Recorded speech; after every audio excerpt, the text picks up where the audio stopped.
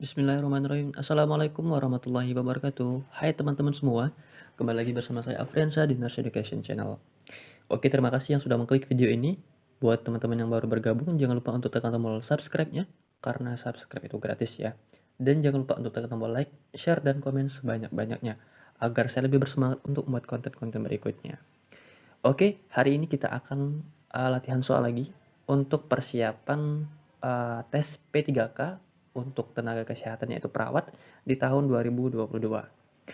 Oke, langsung saja kita ke contoh soalnya ya teman-teman. Oke, kita ke soal yang pertama. Seorang bayi laki-laki dilahirkan secara spontan di ruang VK dibantu oleh dokter dan bidan dengan usia kehamilan aterm. Bayi tidak bernafas spontan segera setelah dilahirkan dan terdapat mekonium. Bayi sudah terlihat kebiruan pada ekstremitas atas dan bawah. Nafasnya menggap-menggap, pergerakannya juga sangat lemah dan akral teraba dingin. Apakah langkah pertama yang harus dilakukan pada kasus bayi di atas? A. Berikan ventilasi tekanan positif. B. Hisap cairan lambung untuk mencegah regurgitasi.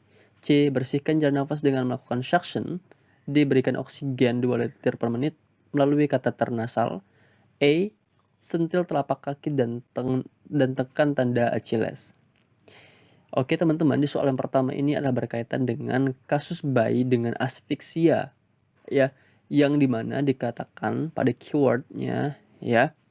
Yang pertama di sini adalah bayi tidak bernafas secara spontan segera setelah dilahirkan dan terdapat mekonium. Itu yang pertama. Yang kedua adalah terlihat sianusis atau kebiruan pada ekstremitas atas dan bawah dan nafasnya juga megap-megap dan pergerakannya juga sangat lemah dan akral teraba dingin. Nah, apa sih langkah pertama yang harus dilakukan pada kasus dengan bayi asfiksia di atas ini? Oke teman-teman, langkah awal pada intinya, tindakan awal resusitasi asfiksia, fokus pertamanya adalah kepatenan jalan nafas. Dan yang kedua, fokusnya adalah pencegahan hipotermia.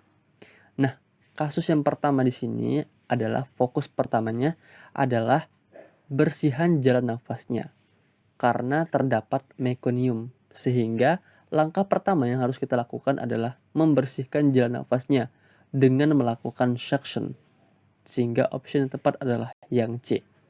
Nah, bila air ketuban atau mekonium, lakukanlah penilaian apakah bayi tersebut menangis atau bernafas normal atau menggap-menggap atau bahkan tidak bernafas. Itu penilaian pertama. Yang kedua, jika bayi langsung menangis atau bernafas normal, maka lakukanlah pemotongan tali pusatnya dengan cepat dan tidak diikat.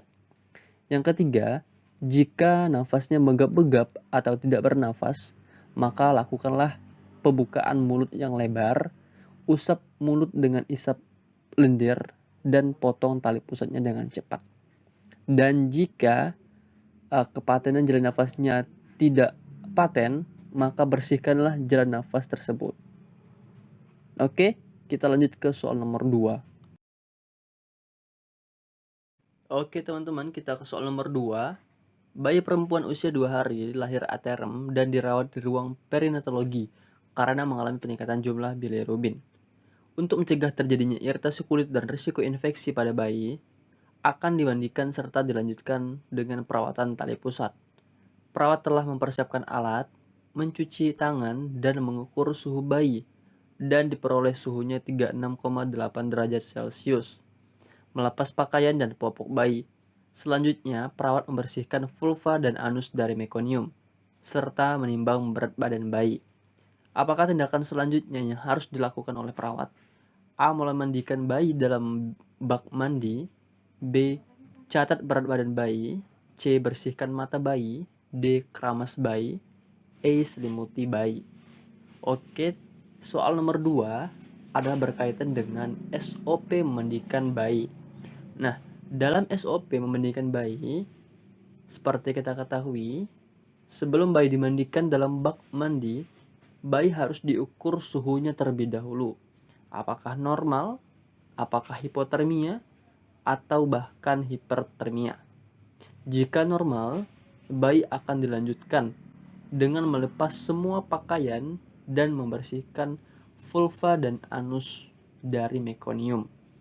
Barulah bayi akan ditimbang, ya, ditimbang berat badannya, agar pada saat ditimbang tidak mempengaruhi berat badannya. Barulah setelah ditimbang langsung dimandikan dalam bak mandi. Sehingga opsi yang tepat untuk soal nomor 2 adalah yang A, yaitu mulai mandikan bayi dalam bak mandi. Oke, kita lanjut ke soal nomor 3. Soal-soal seperti ini ya adalah berkaitan dengan SOP. Jadi saya harapkan buat kalian semua untuk mempelajari kembali berkenaan dengan SOP memandikan bayi. Kita lanjut ke soal nomor 3. Oke teman-teman, sebelum lanjut ke soal berikutnya, sedikit ada informasi buat kalian yang sedang mencari platform belajar online untuk persiapan P3K. Ini ada tempat belajar online yang sangat saya rekomendasikan, yaitu Sobat P3K. Mengapa teman-teman harus memilih Sobat P3K? Yang pertama, Sobat P3K memiliki 5 paket latihan P3K yang masing-masing terdiri dari 105 soal per tryout-nya. Terdiri dari soal kompetensi teknis, manajerial, sosiokultural, dan wawancara. Yang kedua, teman-teman akan bisa mengakses paket tryout ini selama 1 tahun full. Yang ketiga, terdapat pembahasan dan kunci jawabannya secara lengkap. Yang keempat, terdapat latihan sistem CAT dan real time. Yang kelima, ada statistik nilai dan skor, sehingga teman-teman bisa mengetahui batasan kemampuan kalian itu sejauh mana. Yang keenam, ada akses komputer, laptop, dan smartphone kalian.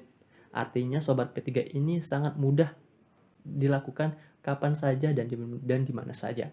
Dan terakhir adalah berlatih memanajemen waktu. Nah, berapa sih Kak harga jika bergabung di Sobat P3K? Harganya cukup murah teman-teman, yaitu 103.000 dan ini sudah termasuk biaya adminnya ya.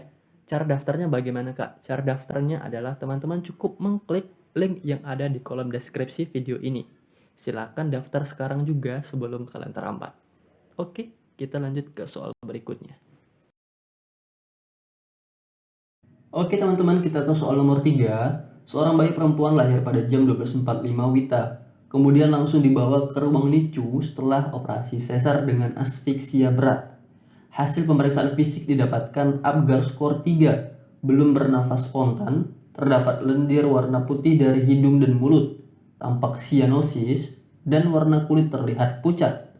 Tonus otot lemah. Apakah prioritas masalah keperawatan pasien tersebut di atas? A. Risiko tinggi infeksi. B. Pola nafas tidak efektif. C. Gangguan perfusi jaringan. D. Gangguan pertukaran gas. Atau E. Bersihan jalan nafas tidak efektif. Oke teman-teman, di soal nomor 3 ini kita disuruh untuk menentukan prioritas masalah keperawatan. Jadi yang namanya prioritas masalah itu menjadi hal yang sangat utama untuk kita tegakkan. Nah, di dalam kasus dikatakan bahwa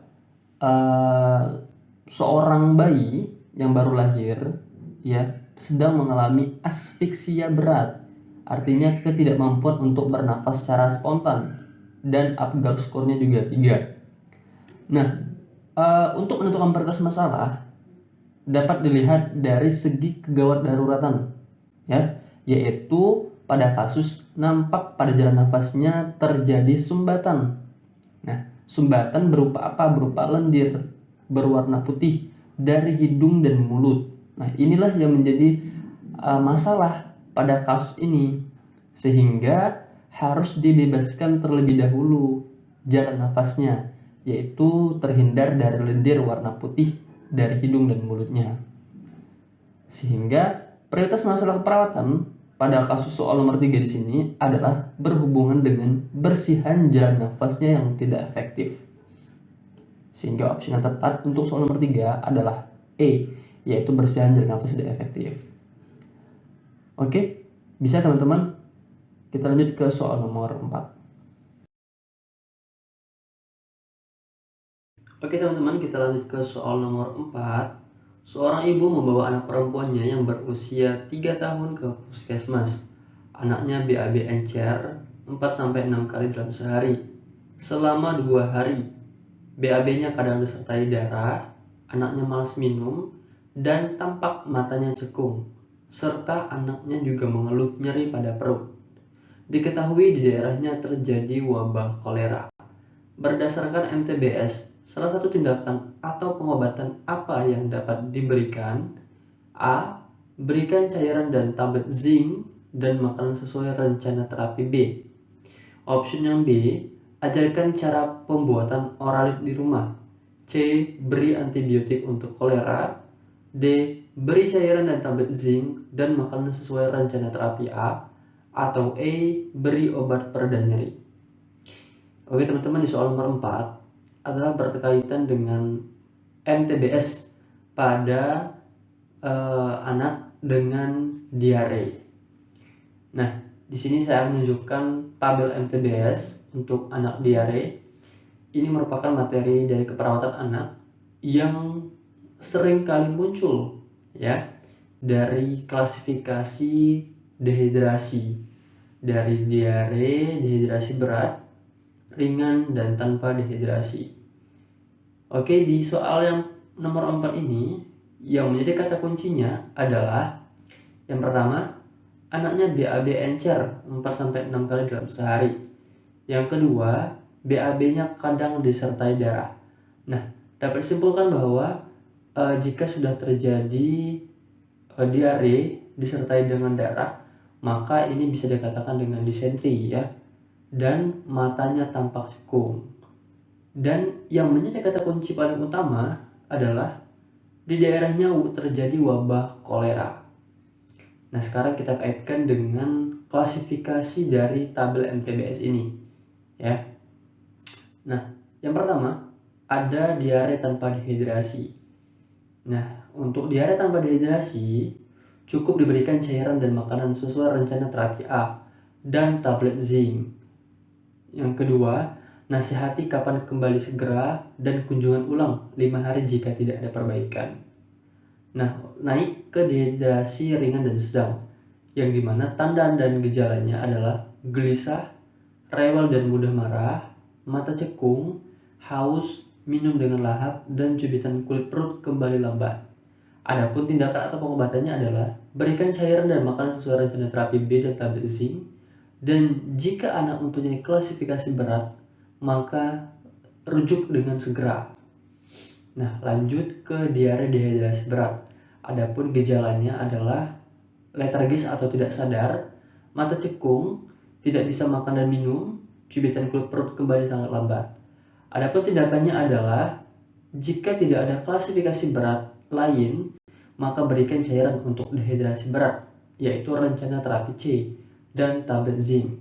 Jika anak mempunyai klasifikasi berat, rujuk dengan segera. Dan poin yang ketiga adalah jika ada kolera di daerah tersebut, beri antibiotik untuk kolera. Nah, yang paling relevan pada kasus adalah diare dehidrasi berat ya. Sehingga soal nomor 4 ini anaknya sedang mengalami diare dehidrasi berat. Dan salah satu tindakan atau pengobatan yang dapat diberikan adalah option yang C, yaitu beri antibiotik untuk kolera.